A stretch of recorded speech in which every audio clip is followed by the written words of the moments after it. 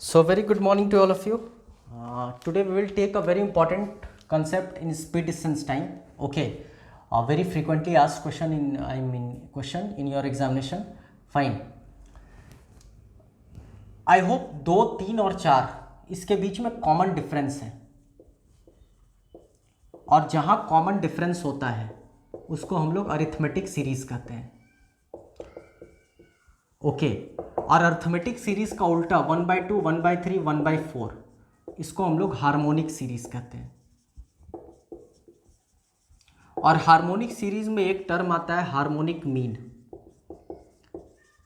जिसका फॉर्मूला होता है, अगर मान लो ए बी और सी हार्मोनिक मीन में है तो हम कहेंगे b is equal to 2 into a into c by a plus c. Fine. तो अगर यहाँ पर वैलिडेट करते हुए हम देखें तो कुछ ऐसा आना चाहिए. हार्मोनिक मीन अगर हम लोग बात करें, इसकी बात करें, तो 1/3 should be equal to 2 into 1/2 into 1/4 by 1/2 plus 1/4. ये वैलिड होना चाहिए. तो ज़रा आप इसको वेरीफाई भी कर लें. ये 2 से 2 कटता है, 1/4 आया. यहाँ पर आपका एलसीएम लोगे तो ये 3/4 आएगा, 4 कट जाएगा तो 1/3 आ रहा है.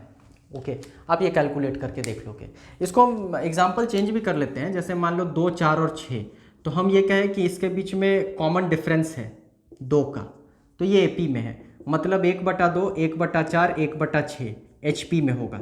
अगर ये एचपी में होगा तो बट ऑब्वियस है 2 into 1/2 into 1/6 by 1/2 plus 1/6 should be equal to 1/4. आप कैलकुलेट करके देख लोगे, 100% आना तय है.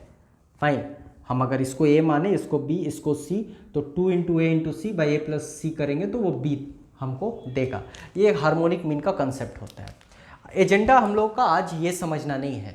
ओके, हम लोग को देखना है किस तरीके से स्पीड डिस्टेंस टाइम में इसका इम्प्लीकेशंस होता है. ओके, आई होप अगर स्पीड डिस्टेंस टाइम का प्रीवियस लेक्चर्स आप फॉलो किए हैं तो इतना तो समझ गए होंगे कि स्पीड और टाइम के बीच में उल्टा रिश्ता होता है. ओके, तो देख लो वो एपी और एचपी, एपी और एचपी में उल्टा रिश्ता, रेसिप्रोकल वाला रिलेशन होता है. तो मतलब हम लोग रिलेट कर सकते हैं. जैसे एग्जाम्पल के तौर पे, बहुत आसान एग्जाम्पल है, कोशिश करना आप समझने का.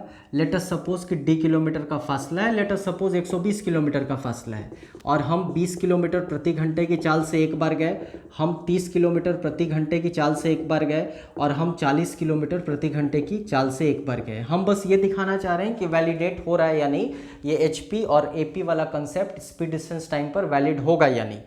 एक चीज़ हम लोग बात कर चुके हैं फ्रॉम वेरी फर्स्ट क्लास कि डिस्टेंस एक ऐसा क्वांटिटी होता है जो कांस्टेंट होता है. ओके, इसमें बदलाव बहुत कम, आई मीन टू से नहीं दिखता है. ओके, जो बदलता है वेरिएबल वो स्पीड बदलता है और टाइम बदलता है. खैर, तो ये d 120 का 120 ही रहेगा. हम स्पीड को बदल रहे हैं, 20 कर रहे हैं, 30 कर रहे हैं, 40 कर रहे हैं. ये खास बात दिख रहा है कि अंतर आपको 10 किलोमीटर प्रति घंटा.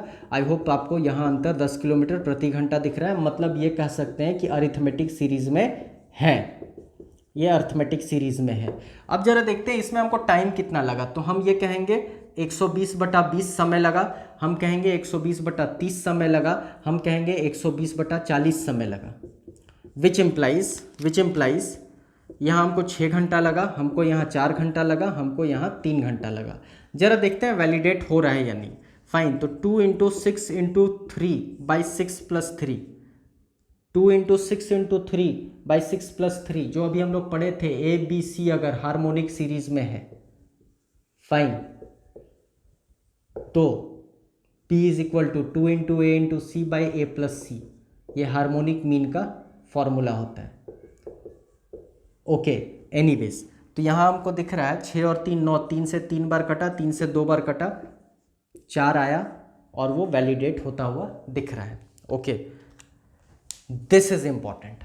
Now this needs a very high level of understanding कि हम यहाँ पर ये देखें कि अगर डिस्टेंस मेरा कांस्टेंट है तो डिस्टेंस मतलब आई मीन टू से स्पीड और टाइम के बीच में हमेशा उल्टा रिश्ता होगा. और अगर स्पीड अर्थमेटिक मीन में है तो टाइम हार्मोनिक मीन में होगा, उस पर ये वैलिड होगा. या इसका कन्वर्स, डिस्टेंस कांस्टेंट है, अगर मेरा टाइम अर्थमेटिक सीरीज में है तो उसका उल्टा स्पीड मेरा हार्मोनिक सीरीज में होगा, और ये वाला वैलिड होगा. अब इस पर एक बड़ा खूबसूरत सवाल एग्जाम में पूछा जाता है। रेगुलर पैटर्न पर इस तरह के सवाल पूछे जा रहे हैं जो अगर आप ट्रेडिशनल मेथड से बनाने जाओगे it's next to impossible to solve in 30 to 45 second. Okay, मान लो बात कहता है एक कार की बात हो रही है या फिर बस की बात हो रही है, और एक कार की बात हो रही है और एक ट्रेन की बात हो रही है।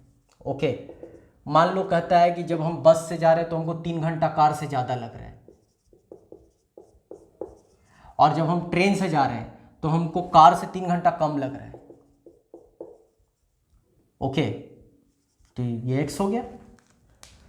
कार की अपेक्षाकृत बस में 3 घंटा ज़्यादा लगा, कार की अपेक्षाकृत ट्रेन में हमको 3 घंटा कम लगा। कितना कॉम्प्लेक्स स्टेटमेंट हो गया, हम तो यहाँ एक सेंटेंस में बतला दिए, इसको लैंग्वेज में लिखोगे आधा पन्ना का क्वेश्चन हो जाएगा। एनीवेज, आगे कहता है कि अगर बट ऑब्वियस है ना, ज़्यादा समय लग रहा है तो स्पीड इसकी कम होगी। कहता है 40 किलोमीटर प्रति घंटा बस की चाल है, इससे ज़्यादा स्पीड इसका होगा क्योंकि हम यहाँ पर समय देख रहे हैं कम लग रहा है। लेट अस सपोज 60 किलोमीटर प्रति घंटा है, और आपसे पूछेगा बताओ बस की स्पीड कार की स्पीड क्या है। Okay, such a complex question जो आप ट्रेडिशनल मेथड से बड़ी आसानी से बना सकते हो कि मान लिए इसका c किलोमीटर पर आवर है। ओके, डिस्टेंस नहीं पता है, जिस डिस्टेंस की बात हो रही है नहीं पता है, तो डिस्टेंस को हम d मान लिए। ओके, तो हमको एक बार समय जब हम c से गए इतना लगा, इससे ज़्यादा समय इसमें लगा है। ओके, इससे ज़्यादा समय हमको इसमें लगा है, तो क्या हम कहेंगे डिस्टेंस d जब गए 40 से और डिस्टेंस d जब गए c से, और इन दोनों का अंतर 3 घंटा। इसमें कम समय लगा, इससे 3 घंटा ज़्यादा लगा है इसमें। अच्छा, दूसरा, जब हम कार से गए तो इतना समय लगा, लेकिन जब हम ट्रेन से गए तो इतना समय लगा, और इन दोनों का अंतर भी 3। इक्वेशन 2 वेरिएबल 2 इक्वेशन 1 है और आपका इक्वेशन 2 है, वेरिएबल भी 2 है, डी और c. You all are intelligent enough to solve it. यहीं से आपको दिख रहा होगा, इन दोनों को इक्वेट कर दे तो d/40 minus d/c is equal to d/c minus d/60 ऐसा होना चाहिए। और थोड़ा आगे बढ़ते हैं, ये उधर चला गया 2d/c, आई होप क्लियर है, इज इक्वल टू ये इधर आया d/40 plus d/60। D cancel हो गया कॉमन लेकर। फाइन, इतना आप समझ पा रहे होंगे। तो 2/c is equal to 1/40 plus 1/60 which gives 2/c is equal to 60 plus 40/60 into 40। Okay, hence cross में मल्टीप्लाई करेंगे आप तो c का वैल्यू निकल कर आएगा 2 इंटू 60 इंटू 40/60 प्लस 40 ऐसा आया।